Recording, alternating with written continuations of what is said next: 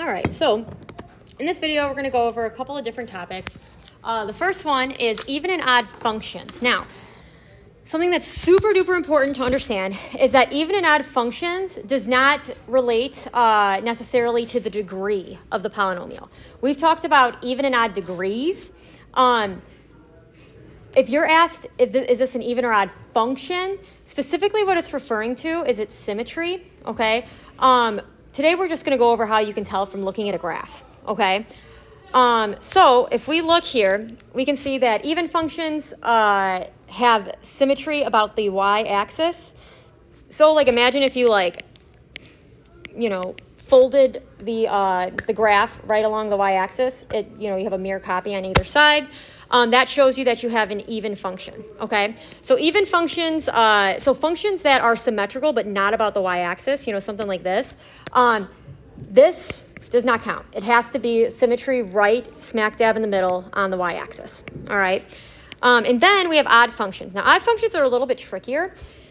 They have rotational symmetry about the point 0, 0, okay? So, and then one of the things you need to have in order for the function to have rotational symmetry is it needs to go through 0, 0. And that's where it differs from even functions, because even functions don't have to go through 0, 0 necessarily. They just need to be, have that symmetry. But odd functions need to go through 0, 0, and they have this rotational symmetry. And what do I mean by this? Well, if I were to rotate this about the point 0, 0, you can see that I get the exact same function back. Okay, and that is what we call rotational symmetry there. So odd functions, you need that rotational symmetry and you need 0, 0. Okay, so if we look at these, this guy, you can see he does not have symmetry about the y-axis. It would need to look something like that for him to have symmetry about the y-axis. And it's like, okay, is it an odd function? No, it's not, because it doesn't go through 0, 0. Okay, and I'll show you what happens when we do rotate it. Okay, if we were to rotate this about the point 0, 0, you can see that the function that we get does not land exactly on the function that we started with, right? So it does not have the rotational symmetry, therefore it's not odd, so we would say, and we also have shown that it's not even either, so we would say neither. All right, so it's asking, are these even, odd, or neither? All right, here we can see that this guy does have symmetry about the y-axis, so this is going to be an even function. Same here, we've got that symmetry about the y-axis, even function. Sorry, I'm trying to record this during my lunch break. All right, this guy does go through 0, 0, and then we look, do we have that symmetry about the point 0, 0? And we do, and I'll show you. When I rotate it, we got that symmetry.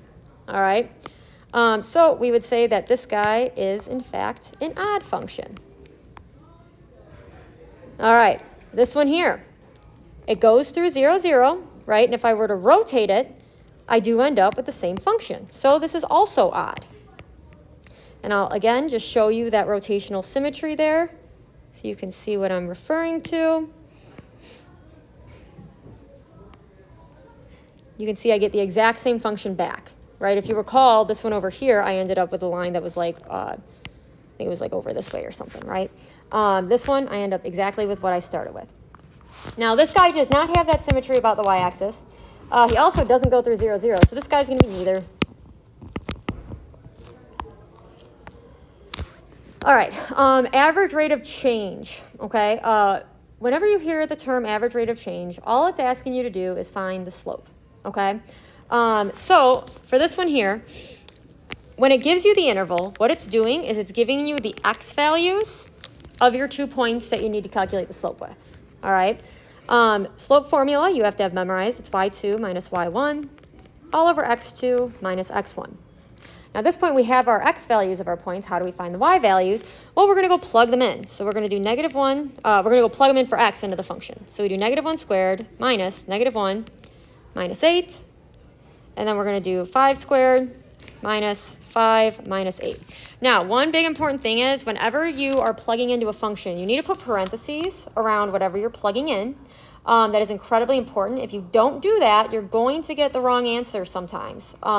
So it's important that you do put parentheses around whatever you are plugging in there. All right, so when I plug that in for the first, when I plug the -1 in, I get a -6. And when I plug the 5 in, if you have a TI-84, you can just go up and grab it. Kind of saves you some time there. I get 12. All right. So at this point, we can go ahead. I highly recommend actually labeling your points, x1, y1, x2, y2. It helps prevent kind of just like silly mistakes with plugging it into the function. So x1, y1, x2, y2. So we go plug them into the formula. So we've got 12 minus -6 all over 5 minus -1. Now, I don't recommend that you plug this into your calculator all at once unless you're good with knowing when to use parentheses. Otherwise, I recommend you calculate the top, calculate the bottom, and then just divide that on your calculator. You could, plug 12 minus -6 into your calculator. That's fine. But I recommend you simplify the fraction after you've simplified the top and the bottom, and that's going to give you 3. All right, so our average rate of change, aka our slope between these 2 points, is going to be 3. All right, so this next one you would handle the exact same way. Now, the purpose of these other problems here is we've gone through how to come up with the equation of a polynomial from the graph. But if you recall, when it's in standard form, it takes a lot of work to get it to standard form, right? Like you have to go and write out all the factors. I'm just going to make up factors. Let's say these are our factors, x minus 3, x minus 8. Then you had an a value of 6. Okay, let's just say that's what you got. We learned, right, that you'd have to FOIL this out. Then you got to distribute this in there. Then you got to distribute this in there. It's a long process. And if you're taking a multiple choice test, you can use some clues from the standard form that'll kind of help you get to the right answer, okay? So one big clue is going to be your end behavior by looking at the highest power and the leading coefficient, and your other clue is going to be your y-intercept, okay? So if we look at these first two here, this guy is a odd degree with a positive leading coefficient. Now, if you remember our little chart with the directions that the end behavior has, it's going to follow end behavior like this. And this other guy, he's got a negative leading coefficient and odd. He's going to have end behavior like that, okay? So another thing we can look at is the y-intercept, but unfortunately that doesn't really help us here because the y-intercept of this first guy is 200, which isn't on the graph, and the y-intercept of this other guy is 96, which also is not on the graph. So our y-intercept doesn't help us in this scenario. Your y-intercept is always going to be the constant on the end of the function. Be careful, because your constant should never have any x's. If you have a problem where it looks like this, where you don't have a constant on the end, that means that your constant's 0. So keep that in mind, because the constant's the guy with no x's. So for these guys, we just have to look at the end behavior, and this guy matches this end behavior, this guy matches this end behavior, all right, because we can see them going up there and down there, and vice versa. All right, so we like to match them up. We switch or swap them, crisscross. I don't know. All right. So now we could use the end behavior here to help us. It actually might be a little even easier in this scenario. However, one thing I really do want to point out is using your y-intercepts to help you. So if we look at this first equation, our y-intercept's -4. Well, this graph has a y-intercept of -4. This one has a y-intercept of 0. Well, this guy's going to go with that, right? And we talked about how when there's no constant on the end, that means your y-intercept 0 again. So that one goes with this. Now, you could also double check it by the end behavior. This one's even degree, negative leading coefficient. They're both supposed to go down, which it does. This one is even degree positive leading coefficient. They're both supposed to go up, which this one does as well. All right, let's just try this one. This one, we could use our y-intercepts to help us here, right? This has a y-intercept of 6. That has a y-intercept of 6. And this has a y-intercept of -56, which that isn't on here, but, right, we can imagine if this continued on, we'd have a y-intercept down there in the low negatives there. So that one matches up with this.